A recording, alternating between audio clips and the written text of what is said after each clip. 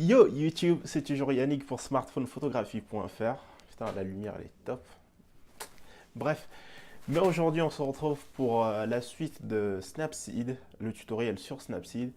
Et donc aujourd'hui je vous montre deux options, l'option recadrage et l'option détail. Sans plus attendre, allez nous suivre sur Instagram, sur notre compte Instagram qui s'appelle iPhotoFR. Je vais le mettre quelque part par là, ou quelque part. Allez nous suivre sur ce compte parce on repose des photos prises au smartphone. Si vous prenez des photos au smartphone, bah, on le mettra en avant sur notre compte Instagram, sur notre communauté. Et donc, juste après, on passe à la vidéo. Maintenant, on se retrouve donc sur mon iPhone. On va aller chercher Snapseed. Je rappelle que Snapseed est une application totalement gratuite sur iOS et sur Android. Je vous mettrai le lien de l'application dans la description, donc allez le regarder. Donc Snapseed, on va l'ouvrir. Ça, c'est la photo de la vidéo qui était passée. Donc, pareil, on va utiliser cette photo. Et cette fois-ci, on va aller dans l'outil détail. En fait, le détail, l'option détail, elle comporte deux éléments, structure et netteté.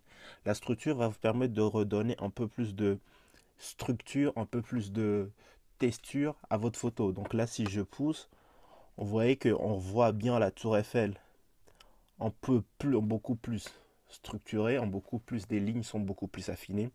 Et si on la descend, elle est un peu plus floutée. Donc c'est ça que vous permet la structure. Ça permet de donner beaucoup plus de détails à votre photo. Là, c'était avant et après. Et ensuite, nous avons l'outil de netteté. Donc c'est tout simple, elle vous donne un peu plus de netteté à votre photo. On va l'augmenter au maximum. Là, vous voyez que votre photo est ultra nette avec plein de détails. Et si on va dans l'autre sens, on glisse vers l'autre sens, bah, il y a moins de netteté. Et donc là, je vais augmenter un peu plus la netteté pour que on puisse avoir beaucoup plus de, de, de contexte, beaucoup plus d'éléments sur la photo. Je booste un peu la netteté et là, j'enregistre. Donc là, on vient de voir à quoi sert l'outil détail qui est en haut à droite. Là, on va voir, en fait, le recadrage, ça vous permet de recadrer tout simplement votre photo comme vous la souhaitez. Sur Instagram, c'est plutôt le format 5:4 qui marche. Et pour utiliser l'outil de recadrage, vous avez juste à taper sur recadrage.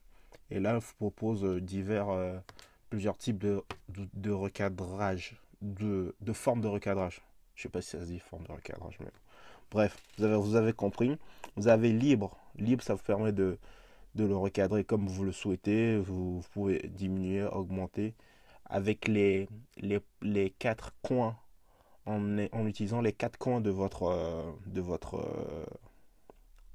outil de cadre. Bah, vous pouvez en mode libre recadrer la photo comme vous le sentez.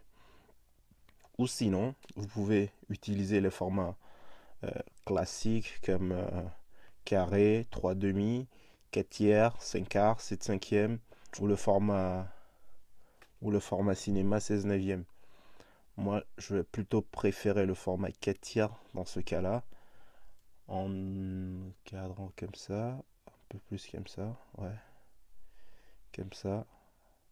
Et ensuite, pour respecter la règle des tiers, enfin respecter, l'utiliser, je valide.